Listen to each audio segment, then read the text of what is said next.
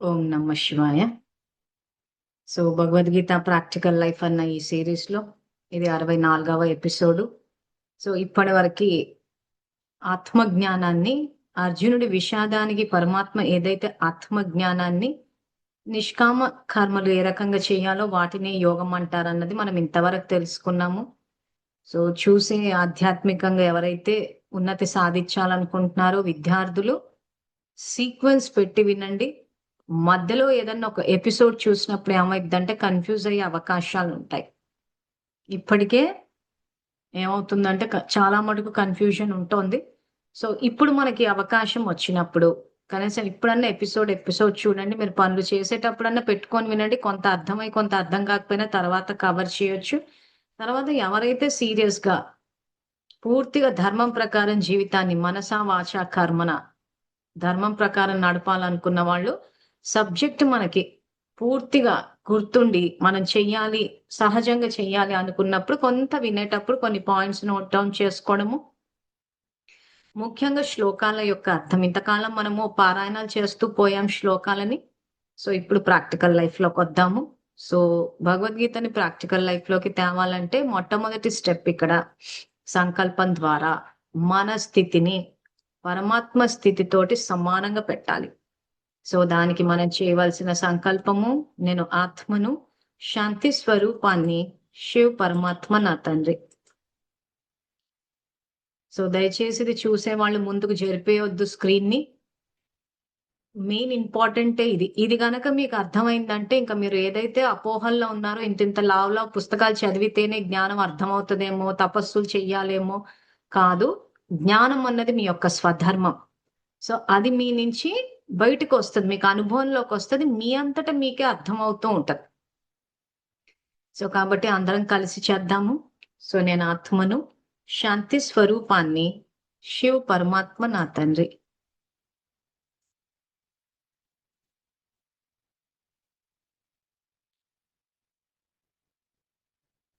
So, నేను ఆత్మను, శాంతి స్వరూపాన్ని, శివ్ పరమాత్మ నా తండ్రి.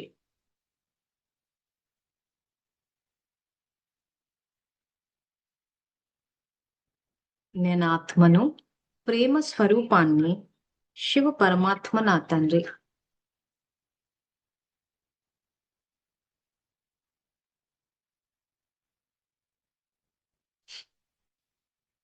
నేను ఆత్మను, పవిత్ర స్వరూపాన్ని, శివ పరమాత్మ నా తండ్రి.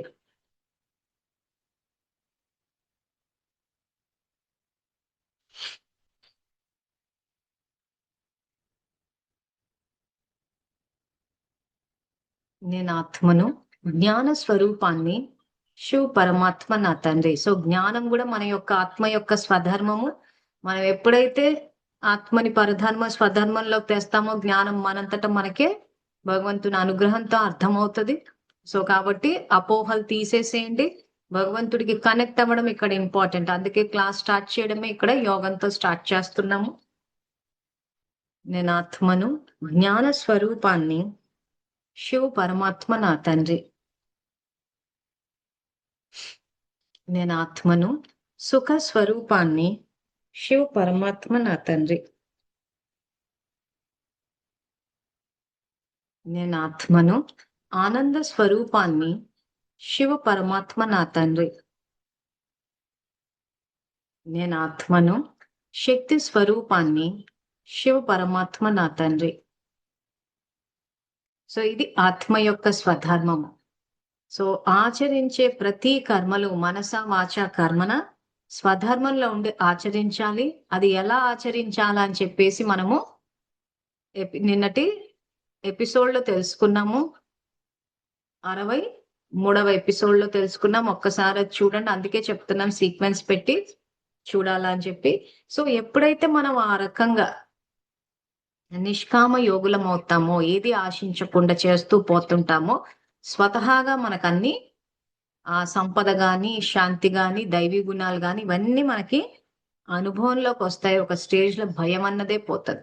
ఈ భయం అన్నదే పోయిందంటే ఇంక జీవితం ఎలా ఉంటదో చూసుకోండి. సో, భయము, కోపమే మన రోగాలకి ముఖ్యమైన కారణాలు. అవే లేకపోతే వాటినే మనం సమాప్తి చేస్తే సో మనకి ఈ రోజు ఆరోగ్యం అనుభవంలోకి వస్తాం, ఆరోగ్యాన్ని ఎంజాయ్ చేస్తాం. సో అందుకే నిన్నటి ఎపిసోడ్లో అదే చెప్పాం, ఇంకా భయపెట్టడం మానేసేయండి. మీరు భయపెడుతున్నారంటే ఫస్ట్ మీరు దాన్ని అనుభవం చేస్తుంటారు, అది మళ్ళీ తరంగాల ద్వారా మొత్తము ఇల్లంతా వ్యాపిస్తుంది. ఇంట్లో ఉన్న పంచతత్వాలకు వ్యాపిస్తుంది. పంచతత్వాలు చేత్తో చేసిన శరీరంలోన అది వ్యాపించినప్పుడు శరీరం రోగమయం అయిపోతుంది. ఆ తరంగాలు మన ఇల్లు విశ్వమంతా వ్యాపించినప్పుడు అవే మళ్ళీ మనకు తిరిగి వస్తాయి. అందుకే ఇది ఆత్మ పరమాత్మ ప్రకృతి మధ్యలో నడుస్తున్న డ్రామా అన్నారు. సో ఈ రోజు ఈ ఎపిసోడ్ లో ప్రకృతికి సంబంధించిన విషయాలు తెలుసుకుందాము. సో మన ఆలోచనలు ప్రకృతి పైన ఎలా ప్రభావం చూపిస్తున్నాయి, ప్రకృతి వైపరీత్యాలు ఎందుకు వస్తున్నాయి. సో భూకంపాలు, వరదలు ఇవన్నీ వచ్చినప్పుడు భగవంతుడి కోపం వస్తుంది అంటున్నారు. సో నిజంగా ఆయనకు వస్తోంది, ఆయన శాంతి సాగరుడు. మరి అలా వచ్చినప్పుడు కొద్ది మంది ఎందుకు ప్రభావితం అవుతున్నారు.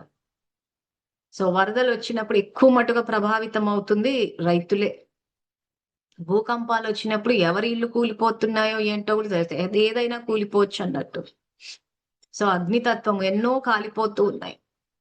సో ఏ తత్వము ఎక్కడ విపరీత దిశలో స్పందిస్తుంది అన్నది మనం చేసుకునే కర్మల్ని బట్టి ఉంటది తప్పితే దేవుడికి కోపం రావడం వల్ల కాదు. అందుకే మీకు ఒకసారి ఉదాహరణ కూడా ఇచ్చాను. ఆంధ్రప్రదేశ్ లో అనంతపూర్ తర్వాత కర్ణాటక స్టార్ట్ అవుతుంది. మీకు ఇటువైపు ఆంధ్రప్రదేశ్ లో హిందూపూర్ లాస్ట్ ఉంటది, బార్డర్ లో. హిందూపూర్ దాటితే అక్కడి నుంచి కర్ణాటక స్టార్ట్ అవుతుంది. ఇటువైపు హిందూపూర్ నుంచి అది కరువు ప్రాంతం అయింది ఆంధ్రప్రదేశ్. ఆ తర్వాత హిందూపూర్ దాటిన తర్వాత ఏదైతే కర్ణాటక స్టార్ట్ అవుతుందో అది మళ్ళీ సస్యశ్యామలంగా ఉంది. జస్ట్ బార్డరే కదా, అక్కడ బార్డర్ అంటే గోడలేం కట్టుకోలేదు కదా. మనం మామూలుగా బెంగళూరుకి వెళ్తున్నామంటే తెలుస్తుంది కదా, ఇక్కడికి ఇది హిందూపూర్ అయిపోయింది, ఇక్కడి నుంచి వెల్కమ్ టు కర్ణాటక అంటే ఇంకా అక్కడి నుంచి కర్ణాటక స్టార్ట్ అయింది. అదెందుకు సస్యశ్యామలంగా ఉంది, ఇదెందుకు కరువు ప్రాంతం అయింది. మళ్ళీ ఇటువైపు రాయలసీమ చూస్తే కరువు ప్రాంతం అంటే ఇప్పుడు లేదనుకోండి, కానీ ఒకప్పుడు కరువు ప్రాంతము. ఇటు ఆంధ్ర వైపు చూస్తే ఏమైందంటే ఎప్పుడు చూసినా వరదలు వచ్చి పంటలు కొట్టుకుపోతాయి. ఇక్కడ అసలు పంటలే పండేవి కాదు, ఎందుకంటే కరువు నీళ్లు. ఇక్కడెందుకు అతివృష్టి ఉంది, అక్కడెందుకు అనావృష్టి ఉంది. ఇక్కడెందుకు వర్షాలు అతిగా పడుతున్నాయి, అటు రాయలసీమ అసలు వర్షాలు ఎందుకు పడతాయి. ఈ అతివృష్టి అనావృష్టి ఇవి ఎందుకు వస్తున్నాయి, ఎందుకు ప్రకృతి వ్యతిరేక దిశలో వెళ్తాం. సో రైతుల పరిస్థితి, ప్రజల పరిస్థితి. ఇప్పుడు ఉద్యోగాల విషయానికి వస్తే ఇప్పుడు మేము స్టేట్ బ్యాంక్ లో చేసాం. స్టేట్ బ్యాంక్ ఉద్యోగం ఎలా ఉందంటే వాన వచ్చినా వరద వచ్చినా జీతాలు వస్తున్నాయి. కానీ వాన వచ్చినా వరద వచ్చినా కొన్ని వ్యాపారాలు, వ్యవసాయాలు ప్రభావితం అయిపోతున్నాయి. కానీ గవర్నమెంట్ ఉద్యోగం చేసే వాళ్ళకు వాన వచ్చినా వరద వచ్చినా జీతాలు వస్తున్నాయి. ఆ తర్వాత ఈ ఎకనామిక్ రిసెషన్ అని చెప్పి ఈరోజు సాఫ్ట్వేర్ విషయానికి వచ్చేసరికి అమెరికాలో ఏదో అయిందంట కాబట్టి ఉద్యోగాలు పోతున్నాయంట, కంపెనీల ప్రాజెక్ట్స్ లేవని చెప్పి ఉద్యోగాలు పోతున్నాయంట, ఎకనామిక్ రిసెషన్ అంట, మూసేస్తున్నారంటే వీటికి కూడా ఈ గవర్నమెంట్ ఉద్యోగులు ప్రభావితం అవ్వట్లేదు. స్టేట్ బ్యాంక్ లో అయితే అసలు సంబంధమే లేదన్నట్టు నెలకు జీతం వేసేస్తూనే ఉంటారు. అంటే ప్రకృతికి ప్రభావితం అవ్వట్లేదు కొంతమంది జీవితాలు. వానొచ్చినా వరదొచ్చినా ప్రభావితం అవ్వట్లేదు. ఆ తర్వాత ఆర్థికమైన పరిస్థితులు ఎక్కడ ఏది మారిపోయినా ప్రభావితం అవ్వటం లేదు. ఆ తర్వాత రాజకీయ స్టేట్ గవర్నమెంట్ ఉద్యోగాలు ఎట్లుంటాయంటే ట్రెజరీ నుంచి బిల్స్ రాలేదంట, గవర్నమెంట్ ఫండ్స్ రిలీజ్ చేయలేదంట. సో కాబట్టి ఇంకా జీతాలు వేయలేదంట, పెన్షన్లు వేయలేదంట, లేట్ అవుతుందంట, ఈ నెల జీతం రాలేదంట. సో అలాంటి రాజకీయ పరిణామాలకు కూడా స్టేట్ బ్యాంక్ ఎఫెక్ట్ అవ్వట్లేదు. అప్పుడు కూడా జీతాలు వస్తాయి. రాజకీయ పరిణామాలు ఏమున్నా జీతాలు వస్తుంది. సో దేనికి ఇవన్నీ జరుగుతుంటాయి. ఈ రకంగా ఎందుకు ఇదే దేశంలో ఉండి ఒక్కొక్క జీవితం ఒక్కొక్కలాగా ఉందంటే మనం చేసుకునే కర్మల్ని బట్టి ఉంటుంది. సో మనం ఏది చేసినా, మనం ఏది ఆలోచించినా మన యొక్క తరంగాలు వ్యాపిస్తున్నాయి. ఆ తరంగాలు వ్యాపించినప్పుడు మొట్టమొదట మన ఆలోచన యొక్క ప్రభావం మన మీదే పడుతుంది. మన మానసిక స్థితి, ఆ తర్వాత మన శారీరక స్థితి, తర్వాత సంబంధాలు, ఆ తర్వాత ప్రకృతి. సో మన ఆలోచన యొక్క ప్రభావము శరీరం మీద పడ్డప్పుడు ఈ పంచతత్వాలతో చేసిన శరీరం ప్రభావితం అవుతుంది. సో మనం ఇంతకన్నా ముందు కూడా చెప్పుకున్నాం, మళ్ళీ రిపీట్ చేస్తున్నాం. భయపడ్డాము అంటే ఆత్మలో నుంచి రావాల్సిన శక్తిని ఈ భయం అన్న ఆలోచనలు బ్లాక్ చేస్తున్నాయి. దీన్నే బ్లాకేజెస్ అంటూ ఉంటారు. ఎక్కడుంది బ్లాకేజ్? ఆత్మశక్తి శరీరం అంతా వ్యాపిస్తుంటే మనం భయంతో దాన్ని బ్లాక్ చేసినప్పుడు హార్ట్ అటాక్ వస్తుంది. అంటే శక్తి వెళ్ళటం లేదు గుండెకి. ఆ తర్వాత ఆత్మ యొక్క స్వధర్మమైన ప్రేమ యొక్క తరంగాలు శరీరం వ్యాపించాల్సిన చోట ద్వేషం అన్న ఆలోచనలు దాన్ని బ్లాక్ చేస్తున్నప్పుడు క్యాన్సర్ వస్తోంది. దీనికి సంబంధించి మీకు హ్యూయిలే బుక్ రెఫర్ చేశాము. గ్రూప్‌లో గూడా వేశాము. ఓసారి ఆ బుక్ తీసుకొని ఏ ఆలోచన చేస్తే ఏది బ్లాక్ అవుతుంది అని ఒక చార్ట్ గూడా వేశారు. బుక్ చదివితే మరీ మంచిది. వెనక మీకో చార్ట్ లాగా వేసి చూసారు. మనం ఏం ఆలోచిస్తుంటే మన శరీరంలో ఏ భాగము ప్రభావితం అవుతోంది అని ఆ బుక్‌లో రాశారు. ఆలోచనలు ఏం చేయాలో గూడా రాశారు. అన్ని చేసే కన్నా మేము నేర్పించేవి చేసినా మీకు సమస్య పరిష్కారం అన్నది అయిపోయి ఆరోగ్యాన్ని ఎంజాయ్ చేయగలుగుతారు.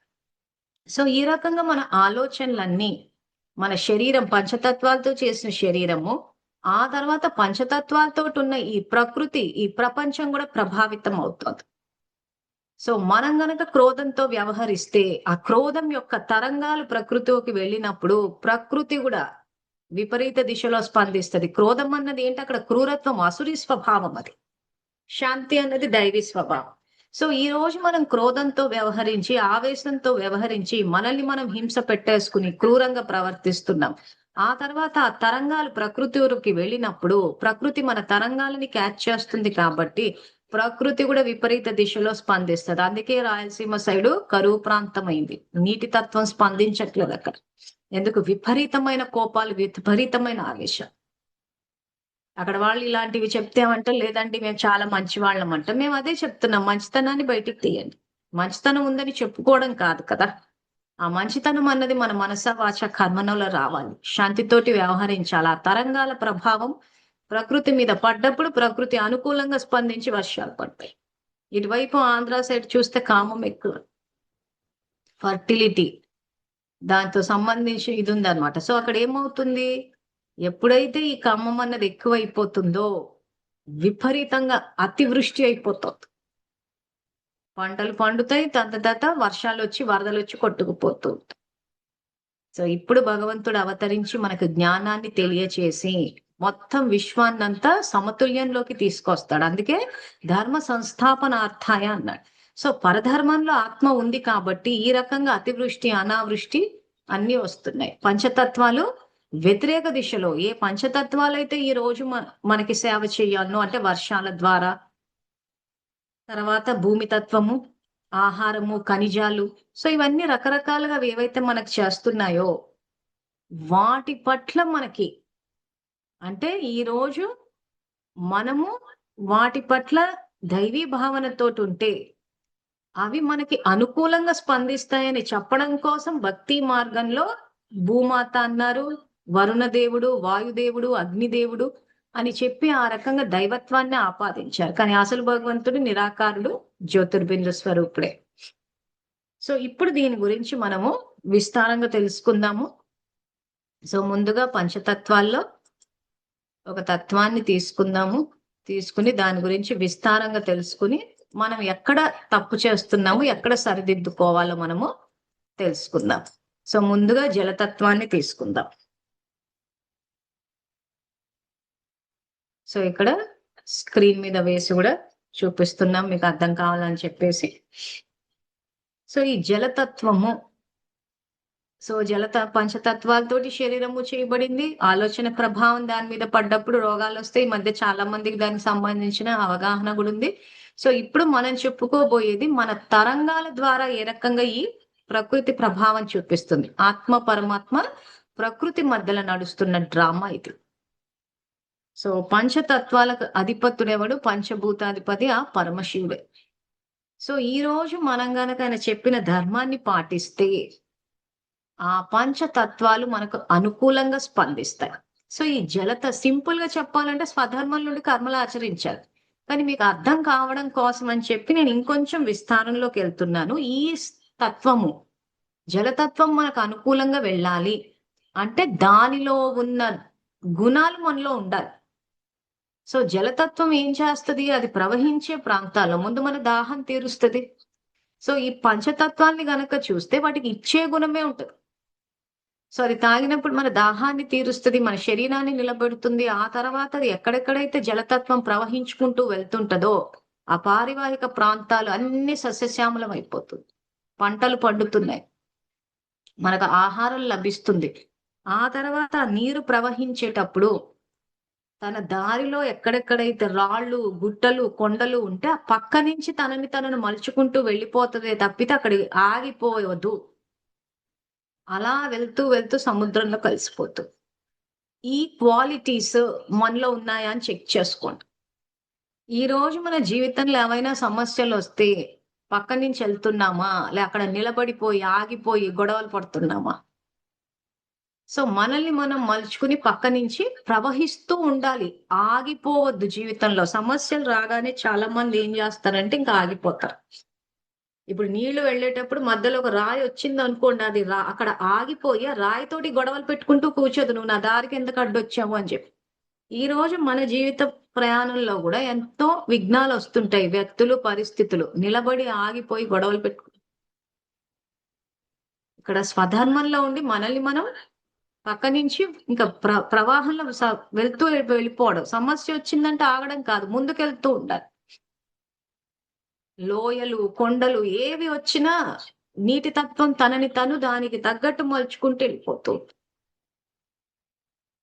అంటే పరిస్థితులు చెడుగా ఉంటే అంటే దానికి తగ్గట్టు వెళ్ళిపోమ్మని కాదు. స్వధర్మం ఇంపార్టెంట్ ఇక్కడ.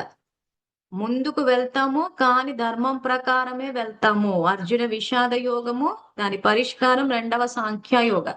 ఆత్మాని తెలుసుకుని ఆత్మాన్న స్థితిలో ఉన్నప్పుడు స్వతహాగా ధర్మం ప్రకారమే వెళ్తాం.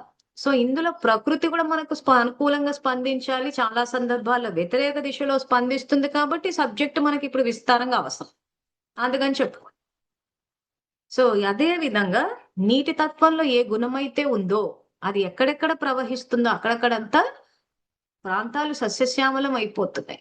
అదే విధంగా మన జీవిత యాత్రలో మనం ముందుకెళ్తుంటే మన ద్వారా అందరూ బెనిఫిట్ పొందాలి. మనం వాళ్ళని ముంచేయడం కాదు, మనం వాళ్ళని దోచుకోవడం కాదు, మోసం చేయడం కాదు. మన ద్వారా బెనిఫిట్ అంటే ఇస్తూ పోవడం అంతే. అందుకే మనం ఏం చేసాము 2వ అధ్యాయంలో నిష్కామ కర్మ, సమభావన. ఫలం దక్కినా దక్కకపోయినా సమభావనతో కర్మలు ఆచరించండి, దీన్నే యోగం అన్నారు. సో నీటి తత్వం ఏం చేస్తుందంటే నాకు నచ్చిన వాళ్ళకే నేను స్పందిస్తాను, నచ్చని వాళ్లకు నేను స్పందించను, నేను వాళ్ళకైతేనే ఇస్తాను, వీళ్ళకైతేనే ఇవ్వను అనేది ఎక్కడ హెచ్చు తగ్గులు చూపించదు. సమభావనతోటి కర్మలు ఆచరిస్తూ వెళ్ళిపోతాయి. కులాలు, మతాలు దేనితోటి సంబంధం లేదు. ఇవ్వడమే జీవిత విధానము అన్నట్టు అందరికి ఇస్తూ పోతుంటాయి. ప్రకృతిలో ఉన్న గొప్పతనం ఆత్మలో కూడా అదే. భగవంతుడు సృష్టించినప్పుడు ఆ రకంగానే సృష్టించాం. కానీ మనం ఏంటంటే ఆ జన్మలు తీసుకుంటూ తీసుకుంటూ పరధర్మంలోకి వచ్చేసి ఈ రోజు మన యొక్క సహజ గుణమైన ఆ దాత స్థితి ఇస్తూ పోవడం ఏదైతే ఉందో దాన్ని కోల్పోయి. సో ఇప్పుడు భగవానుడు అవతరించి మన జ్ఞానాన్ని తెలియజేసి మళ్ళీ పరధర్మంలో ఉన్న ఆత్మని స్వధర్మంలోకి తీసుకొస్తారు. సో అందుకే అందులో చేసేటప్పుడు మన ఆలోచనలు ఎక్కడి వరకు వెళ్తున్నాయి. సో ప్రకృతి పంచతత్వాలతో చేసిన శరీరము మనకు అనుకూలంగా స్పందించాలి. ఆ తర్వాత 5 పంచతత్వాలు కూడా మనకి అనుకూలంగా స్పందించాలి. అది స్పందించాలంటే మనకు ఆ గుణాలు ఉన్నాయా లేదా చూసుకోవాలి. అప్పుడు ఏమవుతుంది, ప్రకృతి వైపరీత్యాలు వచ్చినప్పుడు మనము సురక్షితంగా ఉంటాం. సో ఈ రకంగా నీటి తత్వంలో ఏదైతే ఈ గుణం ఉందో శాంతితోటి వ్యవహరించడము, అందరికి ఆ శీతలత అంటే నీళ్లు, చల్లటి నీళ్లు మీరు ఎప్పుడైనా మొహం మీద స్ప్లాష్ చేసుకుని చూడండి, ఎంత రిలీఫ్ వస్తుంది. సో శాంతినిస్తోంది అది, అందరినీ సస్యశ్యామలం చేస్తోంది. ఎక్కడ సమస్యలు వచ్చినా, ఎక్కడ అడ్డంకులు వచ్చినా ఆగిపోకుండా ముందుకెళ్ళిపోతుంది. ఈ గుణాలు గనక మనలో ఉంటే మనం కూడా నీటి తత్వంలో ఉన్న గుణం లాగా మనం ఎవరి సాంగత్యంలోకి వెళ్ళినా వాళ్ళకి శాంతి అనుభవం అవ్వాలి.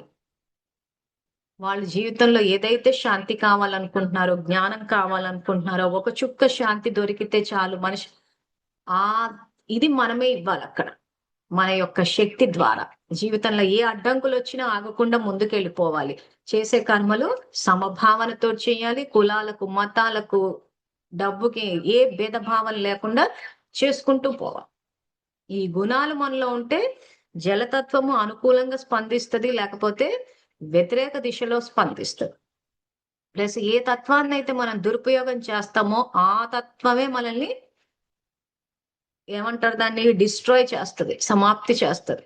ఈ రోజు నీళ్ల విషయానికి వచ్చేసరికి సమయాన్ని ఏ రకంగా అయితే మనం వృధా చేస్తే సమయం వ్యతిరేక దిశలో మనకెళ్ళి దాని యొక్క షార్టేజ్, దాని యొక్క అది లేని 24 గంటలున్నా లేనట్టు మనము అదే సమయం మనం తోసేసినట్టు ఫీల్ అయిపోతున్నాం. అదే విధంగా ఈ నీటి తత్వాన్ని గనుక మనం దురుపయోగం చేస్తే ఆ తత్వం ద్వారానే దుఃఖాన్ని అనుభవిస్తాం. చిన్న చిన్న విషయాలు తీసుకొని చాలా మంది ట్యాప్లు ఓపెన్ చేసి పెట్టేస్తారు. ఇంకా నీళ్ళు అలా పోతూ ఉంటాయి. అంటే ఏంటి, ఒక తత్వాన్ని అక్కడ దురుపయోగం చేస్తున్నారు. సో ఆ రకంగా నీటి తత్వాన్ని మనం ఇళ్లలోనూ చూడొచ్చు, లేకపోతే పెళ్లిళ్ళకి వెళ్ళినప్పుడు మ్యారేజ్ హాల్స్, గుళ్ళలో అలా ట్యాప్ ఓపెన్ చేస్తారు, వెళ్ళిపోతూనే ఉంటారు. సో నీళ్ళు అలా వృధాగా పోతూ ఉంటాయి. సో ఈ రోజు ఆ నీటి తత్వాన్ని వృధాగా పోనిచ్చినప్పుడు ఆ కర్మ మనకు తిరిగొచ్చి అదే నీటి చుక్క కోసము మైళ్ళ దూరం పోతూ ఉంటారు. కొన్ని ప్రాంతాల్లో చూస్తూ ఉంటాము. ఒక బిందెడు నీళ్లు పట్టుకొని మైళ్ళ దూరం నడిచి తీసుకొని వస్తుంటారు. ఎవరు వీళ్ళంతా ఈ రకంగా నీటి తత్వాన్ని దురుపయోగం చేసిన వాళ్ళే. ఆ నల్లాల దగ్గర నిలబడి ఇంకా ఫైటింగులు మన ఇండియాలో అయితే. మన ఇండియాలో ట్యాప్ దగ్గర ఫైటింగ్లు కూడా బాగా ఫేమస్. ఎందుకు? ఆత్మకి పుణ్యం లేదు. ఎక్కడో తిన్నీటి తత్వాన్ని దురుపయోగం చేశారు. ఇప్పుడు ఆ నీటి కోసమే మళ్ళీ గంటలు గంటలు నిలబడతారు. చాలా సందర్భాల్లో మేము చెప్తుంటే కూడా ఇంకా కోపాలు వస్తుంటాయి చాలా మందికి. పోనీలే, ఏమవుతుందిలే ఏమవుతుందిలే అంటే ఆ తత్వం కోసమే మళ్ళీ మీరే పాటు పడాల్సి వస్తుంది. ఆ తత్వం ద్వారానే దుఃఖాన్ని అనుభవిస్తుంటాను. ఆ నీళ్ల కోసం అని చెప్పి వెళ్ళము, ఆ ట్యాంకర్లు వచ్చినప్పుడు అసలు ఆ నీళ్లు లేకపోతే ఇంట్లో పని అవ్వదు కాబట్టి పిచ్చెక్కినట్టు అయిపోతుంది చాలా మటుకు. నిజంగా ఇంట్లో నీళ్లు లేకపోతే ఏ పని అవ్వదు. ఎందుకు ఆ పరిస్థితి వచ్చింది? ఎక్కడో నీటి తత్వాన్ని దురుపయోగం చేశాము, వృధా చేశాం కాబట్టి ఆ తత్వం ద్వారా అలజడి దుఃఖాన్ని పొందుతున్నాం. కాబట్టి ఇంకా ఇప్పటి నుంచి ఈ విషయం తెలిసిన తర్వాత నీటి తత్వాన్ని దురుపయోగం చేయడం గాని, నీటి తత్వాన్ని వృధా చేయడం గాని, ఎక్కడైనా ఏమైనా అలా ట్యాపులు వృధాగా పోతుంటే చాలా మంది వినే పరిస్థితిలో ఉండరు కాబట్టి మీరు వాటిని దురుపయోగం అవ్వకుండా ఆపండి, పుణ్యం ఖాతా వస్తుంది. ఎందుకంటే ఈ రోజు మనం కొంతమందికి పాఠాలు చెప్పినా వినే పరిస్థితుల్లో వాళ్ళు అంతేలే, చెప్తే వినరులే అని మనం ఇలాంటి వ్యర్థ స్టేట్మెంట్లు ఇవ్వకుండా మనకంటే కనిపించింది కాబట్టి మనం క్లోజ్ చేస్తాం. ఈరోజు ఒక తత్వం అన్నది వృధా కాకుండా మనమే ఆపాం కాబట్టి ఆ తత్వం మనకు అనుకూలంగా వెళ్తుంది. ఇంకా మనం బిందెలు పట్టుకుని మైళ్ళ దూరం వెళ్లాల్సిన అవసరం లేదు. ఈ రోజుల్లో చాలా మంది ఇళ్లలో అసలు వంటింట్లో అంటే అన్ని చోట్ల రన్నింగ్ వాటర్ ఫెసిలిటీ, అలా ట్యాప్ ఓపెన్ చేస్తే నీళ్ళు వచ్చేస్తాయి. అంటే ఎంత పుణ్యం చేసుకున్నామో చూసుకోండి. చాలా మంది ఇళ్లలో అలా రావు. పొద్దున సాయంత్రం వస్తే బిందెల్లో నింపుకుని పెట్టుకుని కొన్ని తీసుకుని వాడుకుంటుంటారు. నీళ్ళు అయిపోతాయేమో, నీళ్ళు వస్తున్నాయంటేనే ఒక టెన్షన్. ఆ రోజు నీళ్ళు వస్తున్నాయంటేనే పనులన్నీ ఆపుకుని హడావుడిగా పట్టుకుంటారు. కొంతమంది ఇళ్ళు ఎట్లుంటాయంటే ఇంకా ఇప్పుడు మాలాంటి అపార్ట్మెంట్లు పైన ట్యాంక్ ఉంటుంది, ఎప్పుడో 24 గంటలు నీళ్ళు వస్తూనే ఉంటాయి. అసలు ఆ నీళ్ళ టెన్షనే ఉండదు. ఎక్కడ చూడు రన్నింగ్ వాటర్ ఫెసిలిటీ. అంటే ఏ ట్యాప్ ఇప్పినా నీళ్ళు వస్తూనే ఉంటాయి. ఇంకా మనం దాని గురించి నింపుకున్నామా, పట్టుకున్నామా, వస్తాయా రావా, ఏ టెన్షన్ ఉండదు అనమాట. ఎందుకు? పుణ్యం ఖాతా ఉంటే. సో ఆ ఉన్న పుణ్యం ఖాతాని మళ్ళీ మనం దాన్ని వృధా చేసుకునో పెట్టుకునో దాన్ని పాడు చేసుకోవద్దు. ఎందుకంటే ఈరోజు పంచతత్వాలు లేకపోతే అక్కడ జీవితం లేదు. నీళ్లు లేకపోతే ఎలా ఉంటాం? సో భగవంతుడు సృష్టించేటప్పుడు నీళ్లు సమృద్ధిగానే ఉన్నాయి. మనం చేసుకున్న కర్మల్ని బట్టి కొంతమందికి సమృద్ధిగా ఉంటున్నాయి, కొంతమందికి దాని యొక్క లోటు తెలుస్తోంది. అమ్మ నీళ్లు లేవు అని. సర్వీస్‌లో ఏంటంటే చాలా చోట్ల కరువు ప్రాంతాలు చూసాము. అవన్నీ చూసి ఇక్కడ హైదరాబాద్‌లో ఇలా నీళ్ళు వస్తుంటే అబ్బా! నిజంగా ఎంత పుణ్యం చేసుకున్నాం అనిపిస్తుంది. హైదరాబాద్‌లో కూడా చాలా మందికి ఏంటంటే ఈ రన్నింగ్ వాటర్ ఫెసిలిటీ ఉండదు. మళ్ళీ పొద్దునెళ్లి పట్టుకోవడం, నింపుకోవడాలు చేసుకోవడం. సో ఇప్పుడు దీన్ని సరిదిద్దగలమా అంటే ఖచ్చితంగా సరిదిద్దగలం. ఏ రకంగా సరిదిద్దుతాము అనంటే శ్రేష్ఠ సంకల్పాలు చేస్తాము. మనసా, వాచా, కర్మన శాంతితో వ్యవహరిస్తాము. జీవితంలో అడ్డంకులు వచ్చినా ఆగకుండా వెళ్తాము. ఇస్తూ పోతుంటాం. సమభావనతోటి కర్మలు ఆచరిస్తాం. అప్పుడు మన పరిస్థితులు మారుతాయి. నీటి తత్వం మనకి అనుకూలంగా వెళ్తుంది. ఆ తర్వాత నెక్స్ట్ పృథ్వీ తత్వము. సో పృథ్వీ తత్వం అంటే దీన్నే భూమి అని కూడా అంటున్నాము. సో ఈ పృథ్వీ తత్వం యొక్క సహజ గుణం ఏంటంటే ఇవ్వడం. ఈ రోజు మనకు కావలసిన ఆహారం గాని, ఖనిజాలు గాని అన్ని భూమి తత్వం నుంచే వస్తున్నాయి. అంటే ఇవ్వడం.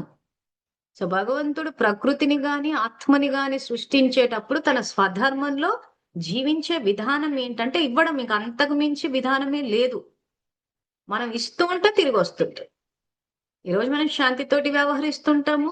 ఆ నీటి తత్వంలో అంటే మనం నీటి తత్వంలో ఉంది, నాలో ఉందా అని చెప్పి ఒక్కొక్కటి చెక్ చేసుకోవాలి. అంత టెన్షన్ పడాల్సిన అవసరం లేదు. స్వధర్మంలో ఉంటే చాలు. కానీ ఏమంటే ప్రకృతి వైపరీత్యాలు ఎందుకొస్తున్నాయి? ఆ వచ్చినప్పుడు కొద్దిమంది ప్రభావితమవుతున్నారు, కొద్దిమంది అవ్వటం లేదు. ఎందుకు అన్న కర్మ ఫిలాసఫీ ఇక్కడ చెప్తున్నాం. సో, ఈరోజు భూమి తత్వంలో ఉన్న ఈ దానగుణం ఏదైతే ఉందో అది మనలో గనక ఉంటే, పృథ్వీ తత్వం మనకు అనుకూలంగా స్పందిస్తుంది. అలా లేనప్పుడు ఏమవుతదంటే, మనలో దానగుణం లేనప్పుడు ఈ పృథ్వీ తత్వం మనకు అనుకూలంగా స్పందించదు. సో, పంచతత్వాలతో చేసిన ఈ శరీరంలోని పృథ్వీ తత్వము అనుకూలంగా స్పందించదు. ఆ తర్వాత నిజంగా ఈరోజు ఎంతో మందికి ల్యాండ్స్ ఇవన్నీ ఉంటాయి. కొంతమంది చక్కగా ప్రాపర్టీ ఎంజాయ్ చేస్తారు. ఎకరాలు ఎకరాలు ఉంటది. కొంతమంది బిల్డింగ్స్ ఉంటాయి. కొంతమంది ఎంజాయ్ చేస్తుంటారు. కొంతమందికి అది ఉందన్న మాటే గాని అది టెన్షన్‌నే క్రియేట్ చేస్తది. ఎందుకలా జరుగుతోంది? అంటే మనం చేసుకున్న కర్మలు బట్టే. సో, కాబట్టి మనలో గనక దానగుణం ఉంటే, ఆ దానగుణం గూడా పరమాత్మ స్మృతిలో ఉండి చెయ్యాలి. మళ్ళీ ఇది ఇస్తే ఏమొస్తదా? ఏం చేస్తని ఈ కిట్పిట్లతో చేస్తే అక్కడ వస్తాయి. ఆ వచ్చే ఆస్తులు గూడా ఈ కలియుగంలో వచ్చినప్పుడు ఈ సమస్యలొస్తాయి. అందుకే పరమాత్మని కోరుకోవాలి. పరమాత్మని కోరుకున్నప్పుడు ఏమైద్దంటే స్వతహాగా ఇవన్నీ తత్వాలు అనుకూలంగానే వస్తాయి. వాటి వల్ల మనకి టెన్షన్ ఉండదు. మనము దుర్యోధనుడి మాదిరి నాకు అక్షౌహిణి సైన్యం గావాలి అంటే ప్రజాబలంతోటి వస్తూ ఉంటాము. ఆ తర్వాత పంచతత్వాలు గూడా అలాంటి కౌరవులంతా కలియుగంలో జన్మ తీసుకుంటారు. నేను ఇందాకే క్లారిటీ ఇచ్చాను. ఏమని? ఎవరు ఏ యుగంలో వస్తారు అన్నది ఒక్కసారి 63, 62 ఎపిసోడ్‌లు చూడండి తెలుస్తుంది. సో, కలియుగంలో వచ్చే వాళ్ళకే ఈ సమస్య ఉంటది. ఈ ప్రకృతి వైపరీత్యాలు, ప్రకృతి వ్యతిరేక దిశలో వెళ్ళడం అన్నది సత్యత్రేత ద్వాపర యుగాల్లో ఉండదు. కలియుగంలో గూడా ఉండదు. మన తాతల నాటి కాలానికి గూడా ప్రకృతి బానే ఉంది. ఇప్పుడే సకాలంలో వర్షాలు పడకపోవడము, కరువులు, వరదలు ఇవన్నీ ఇప్పుడు స్టార్ట్ అయిపోయినాయి. కలియుగంలో ఎవరైతే దుర్యోధనుడు ఏదో సుఖపడిపోయాడు, వాళ్ళదే సినిమా అంతా నడిచిందనుకున్నోళ్ళు ఈ విషయం తెలుసుకోవాలి. కౌరవ సామ్రాజ్యం వచ్చేదంటే కౌరవుల గుణాలు అంటే మన స్వభావాన్ని అక్కడ చూపిచ్చారు. సో, వాళ్ళకొచ్చే ప్రకృతి అలాంటి ఆత్మలకి ఎలా వస్తదంటే ఇదిగో ప్రాపర్టీస్ ఉన్నాయన్న మాటే గాని సుఖం ఉండదు. ఎందుకంటే స్వధర్మంలో లేరు కాబట్టి.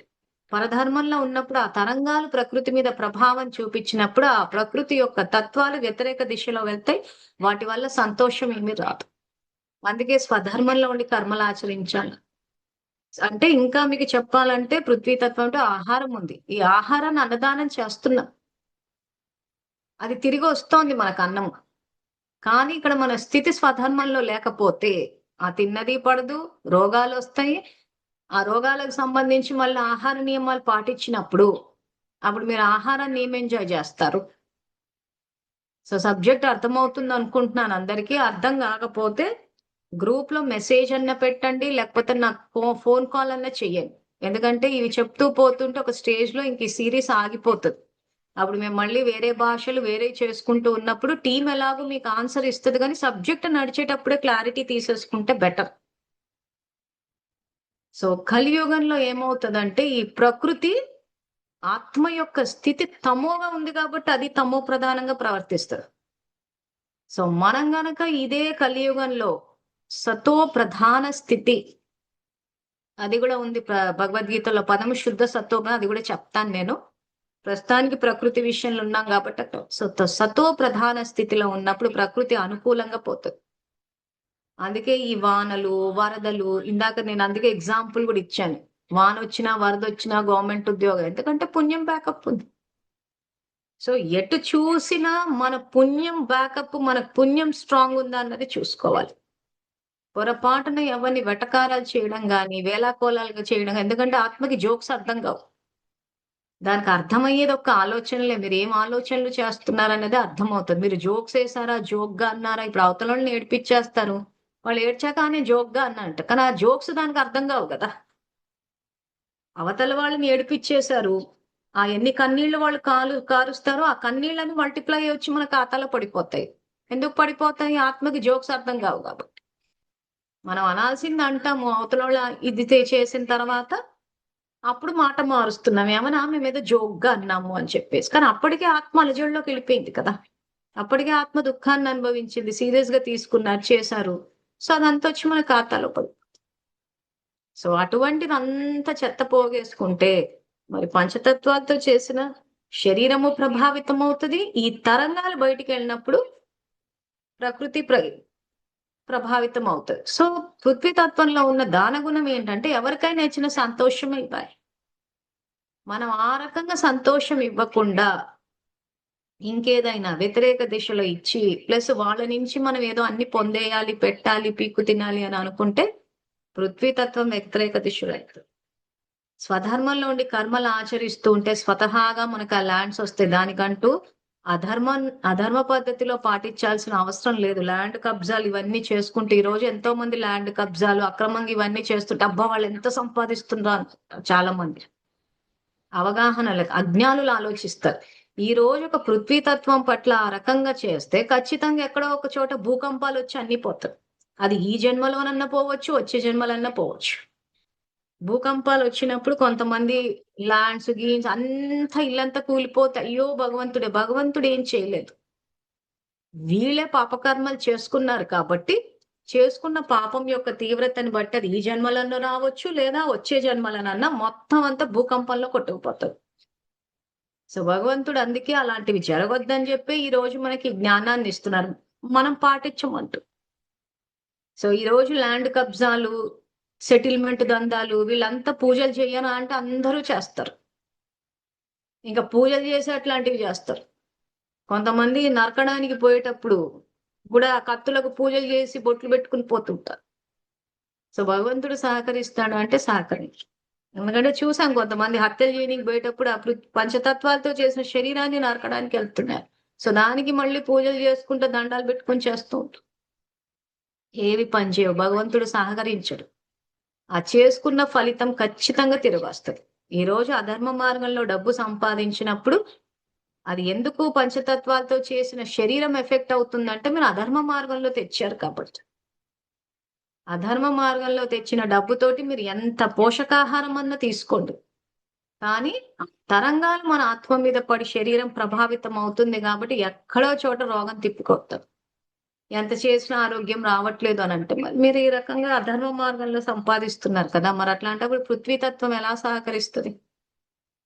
మనం ఇస్తూ పోతుంటే మనసా వాచా కర్మన కంటికి కనిపించేవి, కంటికి కనపడనివి అన్ని దానం చేస్తూ పోతుంటే అవన్నీ మనకి తిరిగొస్తాయి. సో, ఇది పృథ్వీతత్వము. పృథ్వీతత్వంలో మెయిన్ ఉండే గుణం దానగుణం. సింపుల్‌గా చెప్పాలంటే. జలతత్వంలో ఉండే మెయిన్ గుణం ఏంటంటే శాంతి. అది చూస్తే దాన్ని ముట్టుకొని అది చేసినామంటేనే శాంతొచ్చేస్తుంది. నీళ్ళని చూస్తేనే ఎంతో శాంతి అనిపిస్తది. సో, అంటే సింపుల్‌గా ఒక వర్డ్‌లో చెప్పాలి అని. సో, వాటిల్లో ఉన్న మెయిన్ గుణాలివి. సో, మనలో ఉన్నాయా లేదా చూసుకోవాలి. తర్వాత అగ్నితత్వం. సో, ఈ అగ్నితత్వం యొక్క సహజ లక్షణం ఏంటంటే దీంట్లో ఏది వేసినా పూర్తిగా కాలిపోతారు. సో, అగ్నితత్వం వల్ల మన యొక్క జీర్ణశక్తి మన శరీరం వరకొచ్చేసరికి ఆ తర్వాత బయట ఎన్నో రకాలుగా వాటిని యూజ్ చేస్తున్నాము. ఇప్పుడు అది మన సబ్జెక్ట్ కాదు. ఇక్కడ ఈ అగ్నితత్వం ఏదైతే ఉందో దీని యొక్క సహజ గుణం ఏదైనా దాంట్లో వేసినప్పుడు పూర్తిగా దాని రూపమే మారిపోతది. ఒక పేపర్ వేయండి, ఒక బట్ట వేయండి, ఒకది ఏదైనా కాలిపోతది. అంటే పరివర్తన చెందే గుణం చేసే గుణం దానిలో ఉంది. ఇది మనలో ఉండాలి. అప్పుడు అగ్నితత్వం మనకు అనుకూలంగా పోతుంది. అంటే మనలో ఉన్న కామక్రోధ లోభము, అహంకారాన్నంత యోగాగ్నిలో వేసేయమని యోగాగ్ని, అగ్ని అన్న పదం ఎందుకు అక్కడ వాడారంటే అగ్నిలో వేస్తే పూర్తిగా రూపాంతరం చెందుతదిగా. పూర్తిగా ఇంకా దాని రూపమే మారిపోతది. సో, మనం రామాయణంలో సీత అగ్ని ప్రవేశం గురించి చెప్పుకున్నాం. ఎందుకు దాన్ని అగ్ని ప్రవేశం ఎందుకు చేయించాడు రాముడు? నీళ్ళలో ముంచొచ్చు కదా! ఎందుకు అగ్నిని అంటే అగ్నిలో వేసినప్పుడు అంటే సీత మాయకు వశమైంది. మాయలేడికి వశమైపోయి అక్కడ మనసనే లంకలో రాక్షసుల సాంగత్యంలో ఉన్నప్పుడు మళ్ళీ ఇంకొకసారి మాయలేడికి వశమై దుఃఖాన్ని అనుభవించొద్దు అనంటే ఈ యొక్క పరధర్మాన్ని పూర్తిగా అందులో వేసేయాలి అగ్నిలో. సో అగ్నిలో వేసినప్పుడు ఏమైపోతది? పరధర్మం అన్నది ఇంకా పూర్తిగా సమాప్తి అయిపోతది. మనసు అనే లంక ఇంకా పూర్తిగా కాలిపోతది. సో అప్పుడు ఏం మిగులుతది అక్కడ అగ్నిలో కాలిపోయిన తర్వాత? ఇంకా మన యొక్క సచ్చిదానంద స్వరూపం మిగులుతది. ఈ పదం అందరు వినే ఉంటారు. సత్ చిత్ ఆనంద స్వరూపం. తో సత్ చిత్ ఆనంద స్వరూపం అంటే ఏంటి ఇక్కడ? ఈ దేహం అన్నది అసత్యం అయితే ఈ ఆత్మ అన్నది సత్యం. ఎందుకంటే ఇది వినాశనం. ఇది సత్ చిత్. చిత్ అంటే కాన్షియస్నెస్, చైతన్యము. సో ఈ దేహం అన్నది జడ పదార్థం అయితే ఆత్మ అన్నది చైతన్య స్థితి. సో ఎప్పుడైతే నేను సత్ చిత్ ఆనంద స్వరూపం అంటే నేను సత్యము అంటే నేను ఆత్మ అన్న స్థితిలో, చైతన్య స్థితిలో ఉంటే ఆనందం అనుభవంలోకి వస్తుంది. నేను ఎప్పుడైతే అసత్యం, ఈ దేహమే సత్యం అనుకుని జడ స్థితిలో ఉంటానో అప్పుడు దుఃఖం అనుభవంలోకి వస్తుంది. అందుకే అర్జునుడు విషాదంలో ఉన్నప్పుడు నువ్వు ఆత్మ అని తెలుసుకో అన్నాడు సాంఖ్య యోగంలో. సాంఖ్య అంటే జ్ఞానము. జ్ఞానము ఆధారంగా తెలుసుకోవాలి భగవంతుని. సో దీన్నే మూడవ నేత్రం అని అంటారు, జ్ఞాన నేత్రం అని చెప్పి కూడా అంటారు. సో అందుకే అక్కడ సీతలో ఉన్న ఆల్రెడీ ఆ ధర్మం, ఆ మర్యాద అన్న గీత దాటినప్పుడే పరధర్మానికి వశమైంది. అంటే ఎవరిక్కడ? మన ఆత్మనే ఇక్కడ పరధర్మంలోకి వెళ్ళింది. కామక్రోధ లోభమోహం అన్న అసురుల మధ్య దుఃఖాన్ని అనుభవించాము. క్రోధం వల్ల మనని మనం హింసించేసుకున్నాము. కామం, కోరికలు ఎక్కువైనప్పుడు అలజడిలోకి వెళ్ళిపోయాం. ఎందుకంటే కోరికలు తీరట్లేదు. ఎన్నో ఇల్లు కట్టుకోవాలి, అది చేసుకోవాలి, పిల్లలని, అదని, వాళ్ళు ఇలా ఉండాలని ఎన్నో కోరికలు. ఆ కోరికలు అవి జరగకపోయేసరికి ఏమైపోతుంది? కోపం వచ్చేస్తోంది. ఆ తర్వాత ఇంకా కావాలి, ఇంకా గౌరవం దక్కాలి, ఇంకా అది కావాలి, ఇది కావాలి పెట్టేసరికి లోభం ఎక్కువైపోయింది. దానిపైన మన స్థితి ఆధారపడేసరికి మోహం అన్నదాన్ని ఓవరాల్ గా అహంకారం పెరిగిపోయింది. మదము, మాత్సర్యం, ఈర్ష్య, వాళ్ళకుంది నాకు లేదు. సో దీని వల్ల ఏమైపోయింది? దుఃఖంలోకి వచ్చేసాం. మన లంకలో వీళ్ళంతా ఉండేసరికి దుఃఖంలో ఉన్నాం. కాబట్టి అప్పుడు ఆంజనేయ స్వామి వచ్చి ఉంగరాన్ని ఇచ్చి రాముడు వచ్చా అని చెప్పా అంటే మనకి ఎవరి ద్వారానన్నా పరమాత్మ అవతరించాడన్న విషయం తెలుస్తుంది. ఆ తెలిసినప్పుడు రాముడు వచ్చి పరమాత్మ యొక్క సంయోగంతో మనలో ఉన్న రావణాసుడిని సంహరించిన తర్వాత ఇంకేమైనా మిగిలిపోయి ఉంటే ఈ యొక్క పరధర్మం విరాక్షణ ఉంటే అగ్ని ప్రవేశం ద్వారా, సో అంటే పూర్తిగా ఇంకా ఏమి మిగలకుండా కాలిపోవడం మనలో ఉన్న అసురి స్వభావాలు. చెప్పినప్పుడు సీత ఆ రకంగా పవిత్రంగా వచ్చిందంటే ఇక్కడ పవిత్రత అంటే మళ్ళీ శరీరానికి వర్తింప చెయ్యొద్దు, మనసుకు వర్తింప చేయాలి. మనస వాచ కర్మన. సీత పవిత్రంగా బయటకు వచ్చిందంటే ఇంకా పూర్తిగా అసురి స్వభావాలని పోయి పూర్తిగా స్వధర్మంలోకి వచ్చేసారు. ఇంకా ఏమి మిగిలి లేవన్నమాట ఈ అసురి స్వభావాలు. సో దీన్ని పవిత్రత. సో పవిత్రత అంటే ఏంటి? మనస వాచ కర్మన. మళ్ళీ స్టేట్మెంట్ రిపీట్ చేస్తున్నాము. భగవద్గీత, రామాయణ, మహాభారతాలు దేహానికి వర్తింపజేస్తారు. రాంగ్ ఆన్సర్స్ వస్తాయి, ఆత్మకి వర్తింపజేస్తారు, రైట్ ఆన్సర్స్ వస్తాయి. సో ఈ పవిత్రత అన్న పదాన్ని ఏం చేశారంటే శరీరానికి వర్తింపజేసి బ్రహ్మచర్యం అని చెప్పి ఎటో వెళ్ళిపోయి కాపురాలు కూలిపోయాయి. అది ఇంకొక సబ్జెక్ట్, దానికంటూ సపరేట్ ఎపిసోడ్ చేసి అప్లోడ్ చేస్తాము. సో ప్రస్తుతానికి మనం పంచతత్వాల దగ్గర ఉన్నాం కాబట్టి, సో ఈ అగ్నితత్వంలో ఏదైతే పరివర్తన చెందే గుణం ఉందో ఆ గుణం మనలో ఉన్నప్పుడు ఈ అగ్నితత్వం మనకు అనుకూలంగా వెళ్తుంది. ఆ సూర్యతత్వం ఏదైతే ఉందో అది మనకి అనుకూలంగా వెళ్తాయి. సో ఆ సూర్యతత్వం వల్ల, అగ్నితత్వం వల్ల ఏదైతే శరీరంలో హెచ్చు తగ్గులు కానీ విపరీతంగా ఉన్నప్పుడు మనకి అనారోగ్య సమస్యలు వస్తాయి, అవి రావు.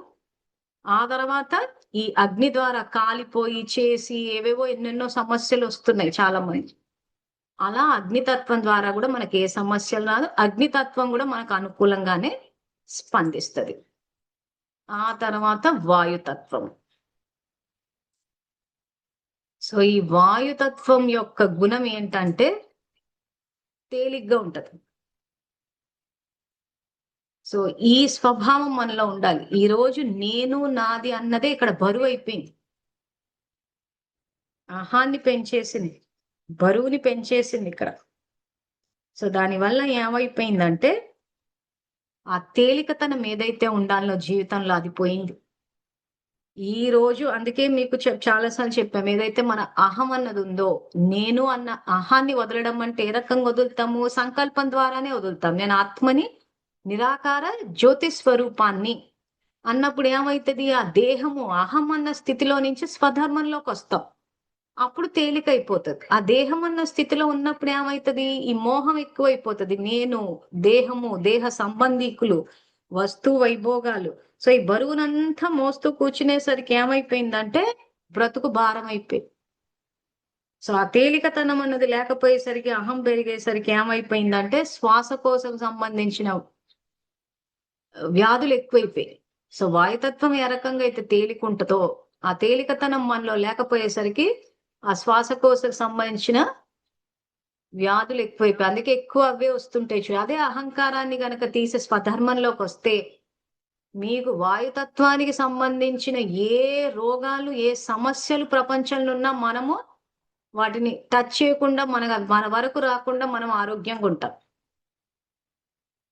అందుకే కొన్ని రోగాలకి కొంతమందే ప్రభావితం అవుతారు. ఈరోజు చాలా మంది మాకేం గాలేదు, మేమెంత అహంకారంతోటి ప్రవర్తించినా బానే ఉన్నాం అనుకుంటాం గానీ, ఎక్కడో చోట ఇలాంటివి వచ్చినప్పుడు ఏమైద్దంటే ఎఫెక్ట్ ఇస్తది. సో, కాబట్టి వాయుతత్వంలో ఏదైతే తేలిక గుణం ఉందో అది మనలో ఉండాలి. అహంకారాన్ని వదలాలి. అప్పుడు ఏమైపోతదంటే అసంభవ కార్యాలన్నీ సంభవం అయిపోతాయి. వాయుతత్వం మనకి అనుకూలంగా స్పందిస్తది. సో, రామాయణంలో ఆంజనేయ స్వామిని చూపించేటప్పుడు పవనపుత్రుడు అంట. వాయువేగం, మనోవేగం అంట. అంటే ఆంజనేయ స్వామి వెళ్ళేటప్పుడు లంకని అంటే ఆ సముద్రాన్ని లంఘించెళ్ళాడు. ఆ రకంగా వాయువేగంతోటి వెళ్ళాడు. అంటే ఏం చేశాడక్కడ? హనుమాన్ అంటారు కొన్ని సందర్భాల్లో. హనుమాన్ అంటే హను అంటే సంహరించాడు. దేన్ని? అభిమానాన్ని, అహంకారాన్ని. సో, అప్పుడేమైపోయింది? తేలికైపోయి అసలు ఇక్కడ నుంచి రామాయణ మహాకావ్య పరంగా ఇక్కడి నుంచి లంకా సామ్రాజ్యంలోకెళ్ళినట్టు చూపిచ్చాడు. ఈరోజు ఎప్పుడైతే మన అహంకారాన్ని వదిలేస్తామో,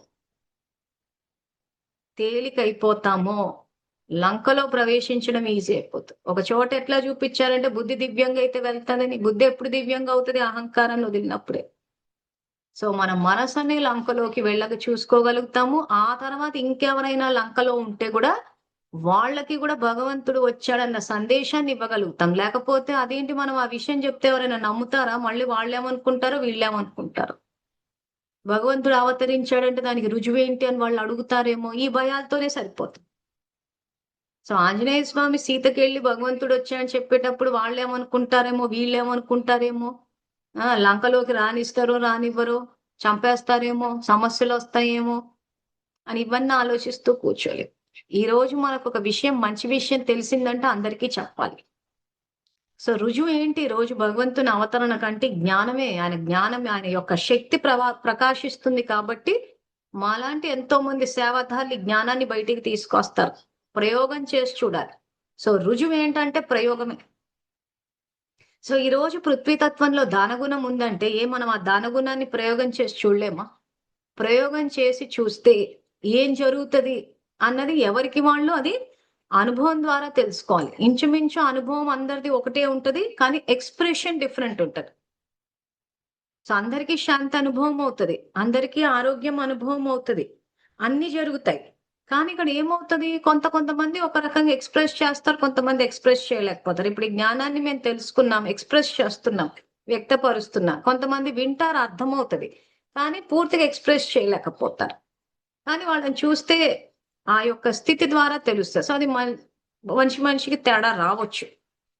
సో, కాబట్టి ఇక్కడ ఏదైతే ఈ వాయుతత్వం అని అంటున్నామో, ఈ అహంకారాన్ని వదిలేసినప్పుడు మన జీవితం తేలికైపోతది. అసంభవ కార్యాలన్నీ సంభవం అయిపోతాయి. ఇది చూపించడానికే రామాయణంలో ఆంజనేయుడి పాత్రను చూపించారు. సో, ఎక్కడ గూడా ప్రకృతి నియమాలకు వ్యతిరేకంగా మానవ శరీరము, కోతి మొహం ఎవ్వరికి ఉండదు. వాల్మీకి ఏం చెప్పదలిచాడు అంటే, మనలో ఉన్న చంచలత్వానికి, మోహానికి గుర్తుగా కోతి. అంటే కోతిలో ఉన్న డామినెంట్ క్వాలిటీస్ ఏంటి? చంచలత్వం, మోహమే. సో, అది మనలో ఉంది అని చూపిచ్చడం కోసం కోతి మొహం పెట్టారు. కానీ ఎప్పుడైతే ఆంజనేయ స్వామి తన శక్తిని పక్కనున్న వాళ్ళంతా ఏం జేస్తారంటే, ఆ లంకని సముద్రాన్ని లంఘించాలి అనంటే, నా వల్ల కాదు అని అన్నప్పుడు పక్కనున్నోళ్ళంతా ఆయన శక్తి గురించి చెప్పారు. సో మన చుట్టూ ఏంటంటే అలాంటి సాంగత్యాన్ని పెట్టుకోవాలి. మన శక్తిని బయటికి తీసేవాళ్ళు పెట్టాలి. మనని వెనక్కి లాగేవాళ్ళు కాదు. కానీ ఆ రకమైన సాంగత్యం దొరుకుతుందా మనలోని శక్తిని బయటికి తీసేవాళ్ళు అనంటే స్టార్టింగ్‌లో దొరక్కపోవచ్చు. కానీ మనం రాను రాను పోతూ ఉంటే ఏమైద్దంటే వస్తారు. కానీ పరమాత్మ సాంగత్యం అంటే ఎప్పుడైతే పరమాత్మ కనెక్ట్ అవుతామో, ఆయన చెప్పిన మార్గంలో వెళ్ళాలనుకుంటామో అప్పుడు అలాంటి వాళ్ళు మన చుట్టూ వస్తారు. వాళ్ళు మన శక్తి గురించి చెప్తారు. చెప్పినప్పుడు ఎవరైనా మన గురించి నువ్వు చెయ్యగలవు అని చెప్పినప్పుడు దాన్ని స్వీకరించాలి. ఎవరైనా వెనక్కి లాగితే నువ్వు వల్ల కాదు అంటే అవి బాగా స్వీకరిస్తున్నారు అందరు. అవును వీళ్ళంతా ఎప్పుడు నన్ను లాగేస్తూ ఉంటారు. ఎందుకంటే వెనక్కి లాగడం అన్నది ఇంటి నుంచే స్టార్ట్ అవుతది. ఎవరైనా ఇంట్లో వాళ్ళు సహకరిస్తే ఓకే. మళ్ళీ మా ఇంట్లో వాళ్ళని చెప్పి హర్ట్ అయిపోకండి. ఇది ఎందుకంటే భగవద్గీత సీరీస్ చెప్తున్నాము. విషాదంతో స్టార్ట్ అయింది. విషాదంలో ఉన్న వాళ్ళకి చెప్తున్నా. మీ ఇంట్లో వాళ్ళు సహకరిస్తే ఇంక అంతకన్నా సంతోషం లేదు. సో ఆ రకంగా ఉన్నా కానీ భగవంతుని సాంగత్యంలో ఉండి వెళ్ళిపోవాలి.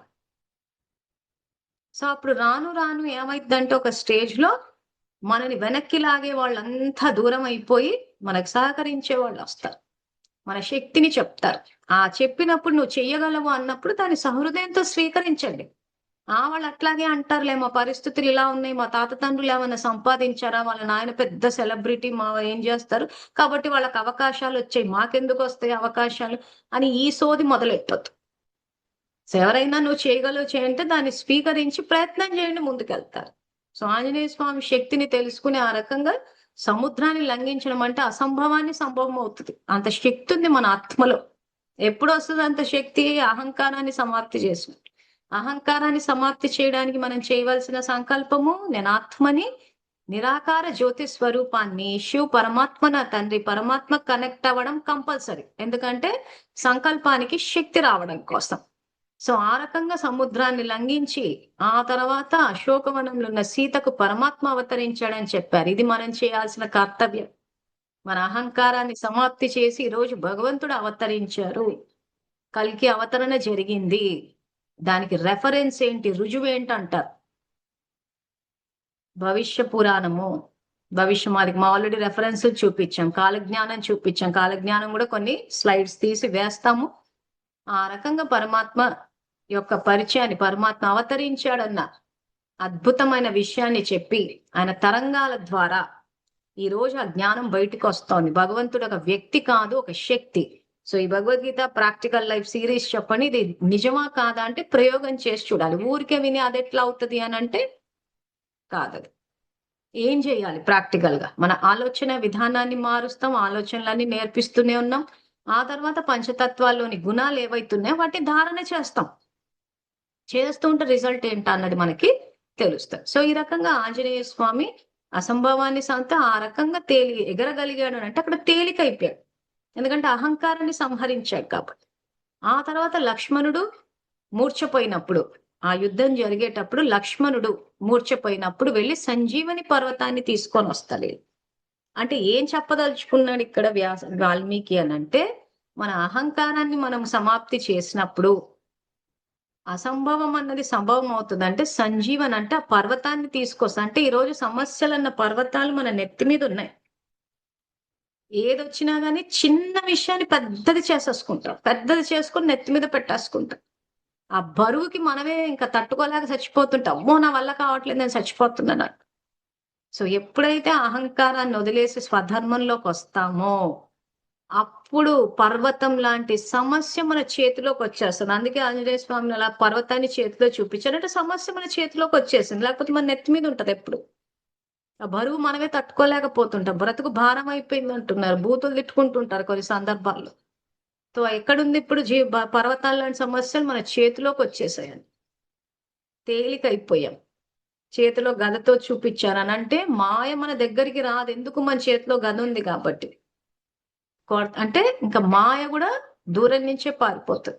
సో ఆ రకంగా ఆ సంజీవిని పర్వతాన్ని తీసుకొచ్చి లక్ష్మణుడికి ఆ మూలిక సంజీవిని మూలికని వాసన చూపిస్తే మళ్ళీ పునర్జీవితులైనట్టు చూపించగలరు. లక్ష్మణుడు అంటే ఎవరు? మన లక్ష్యం.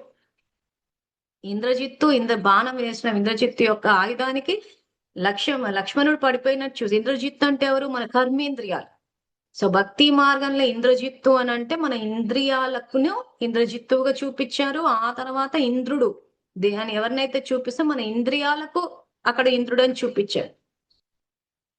సో ఆ రకంగా మనం ఇంద్రియాలకు వశం అయిపోయి ఎప్పుడైతే స్పృహ కోల్పోతామో అప్పుడు ఇలాంటి సేవకులు ఏం చేస్తారంటే మనకి సంజీవిని అంటే పరమాత్మ యొక్క స్మృతి ఇప్పిస్తారు. ఇదిగో పరమాత్మ అవతరణ జరిగింది, భగవంతుడు నిరాకారుడు, జ్యోతి స్వరూపుడు అన్న సంజీవని మూలికని ఎప్పుడు అన్నప్పుడు తెలుసుకున్నప్పుడు ఏమవుతుంది, మనకు ఆత్మజ్ఞానం వస్తుంది. ఆత్మ అన్న స్థితిలోకి వచ్చినప్పుడు మళ్ళీ పునర్జీవితులు అవుతాం. మూర్ఛలో ఉన్న మనం మళ్ళీ లేచి కూర్చుంటాం. అంటే లక్ష్మణుడిని లేచి కూర్చున్నట్టు చూపించారు. అంటే సంజీవని మూలిక వాస్తవం ఏంటంటే ఇంకా శ్వాసలో శివనామ స్మరణ అనమాట. శ్వాస 24 గంటలు ఆడుతూ ఉంటది. మన జీవితం స్టార్ట్ అయిందే శ్వాసతోటి, ఎండ్ అవుతుంది శ్వాసతోటి. శ్వాసలో శివనామ స్మరణ. సో అప్పుడు ఏమవుతుంది, నిరంతరం ఆత్మ అన్న స్థితిలో ఉంటాం. కర్మలు ఆచరిస్తాము, కర్మయోగులం అవుతాం. ఇంకా అప్పుడు జీవితం ఎలా ఉంటుందో చూడు. సో ఇది వాయుతత్వం. అందుకే ఆయన పవనపుత్రుడు అన్నారు. తర్వాత ఆంజనేయ స్వామి చూపించేటప్పుడు ఒక కొండ మీద ఒక కాలు, ఇంకో కొండ మీద ఇంకో కాలు పెట్టి జ్ఞానాన్ని తెలుసుకున్నట్టు చూపించాడు. సో ఆ రకంగా ఒక కొండ మీద ఒక కాలు, ఇంకో కొండ మీద ఇంకో కాలు పెట్టుకోవడం అసలు సాధ్యమవుతుందా అంటే అసలు ఎందుకు చూపించారు ఇదనంటే, ఈ రోజు మనం ఏదైతే 4 యుగాలను చూపించామో ఈ యుగ సంధ్యా సమయంలో భగవంతుడు అవతరిస్తాడు. సో కాబట్టి చూపించేటప్పుడు 2 కొండలు చూపించారంటే కలియుగాంతము, సత్యుగం ఆది. ఈ యుగ సంధ్యా సమయంలో సూర్యుడి వైపు తిరిగి నేర్చుకున్నాడనంటే జ్ఞాన సూర్యుడు ఆ పరమాత్మతోటి ఈ యుగ సంధ్యా సమయంలో భగవంతుడి నుంచి జ్ఞానాన్ని తెలుసుకున్నాడని చెప్పడం కోసం ఆ కొండలు, ఆ కాలటొకటి ఒకటి అంటే ఆత్మాన్న స్థితి. కొండలు చూపించారంటే ఆత్మాన్న స్థితికి గుర్తు భక్తి మార్గంలో. సో ఆ రకంగా ఆ స్థితిలో దాన్నే మనం ఇప్పుడు ఏం చేస్తున్నాం, క్లాస్ స్టార్ట్ చేసే ముందు నేను ఆత్మని, శాంతి స్వరూపాన్ని, శివ పరమాత్మ నా తండ్రిని మన స్థితిని పెంచుతున్నాం. సో మన స్థితిని ఎంతో ఎత్తుకు పెంచుతున్నాము అన్న ఈ వాక్యానికి చిత్రం వేయాలంటే ఏం చేస్తాం, కొండల్ని చూపిస్తాం. అంటే కొండ అంటే ఎత్తు, ఆ ఉన్నత స్థితికి చేరాలి. యుగ సంధ్యా సమయంలో ఆ సూర్యుడు అంత తేజవంతం అంటే జ్ఞాన ప్రకాశం. సో ఆ భగవంతుడి నుంచి జ్ఞానం తెలుసుకుంటాం. సో ఇది చెప్పడం కోసమని ఆంజనేయ స్వామి ఆ రకంగా కొండల మీద కాళ్ళు పెట్టి ఆ రకంగా నేర్చుకున్నట్టు చూపించారు. సో ఇదంతా ఎప్పుడు సాధ్యమో అహంకారాన్ని సమాప్తి చేసి. ఎట్లా అహంకారం సమాప్తి అవుతుంది, మొట్టమొదటి స్టెప్ నేను ఆత్మని నిరాకార జ్యోతి స్వరూపాన్ని, శివ పరమాత్మ నా తండ్రి అన్నప్పుడు స్వధర్మంలోకి వస్తాం. ఇక్కడ అహంకారం అవుతుంది. సో భగవద్గీతనే ఇక్కడ రామాయణ మహాభారతాల్లో తీసుకొచ్చారు.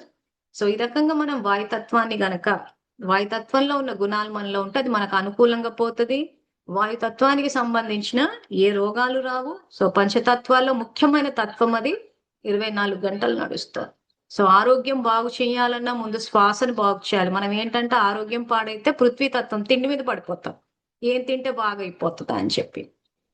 కానీ శ్వాస మీద గాని, నీటి తత్వం గాని, వీటి మీద, తర్వాత అగ్నితత్వం, సూర్యతత్వం మీద గాని, వీటి మీద ఎక్కువ ఫోకస్ పెడితే ఆరోగ్యం బాగుంటుంది. అందుకే మితంగా తినాలి అన్నారు. సో ఇవన్నీ తెలిసిన విషయాలు అందరికీ మళ్ళీ ఒక్కసారి గుర్తు చేసాము అంతే. తర్వాత ఆకాశతత్వం. సో ఈ ఆకాశతత్వం అన్నది స్క్రీన్ మీద వేసి చూపిస్తున్నాను.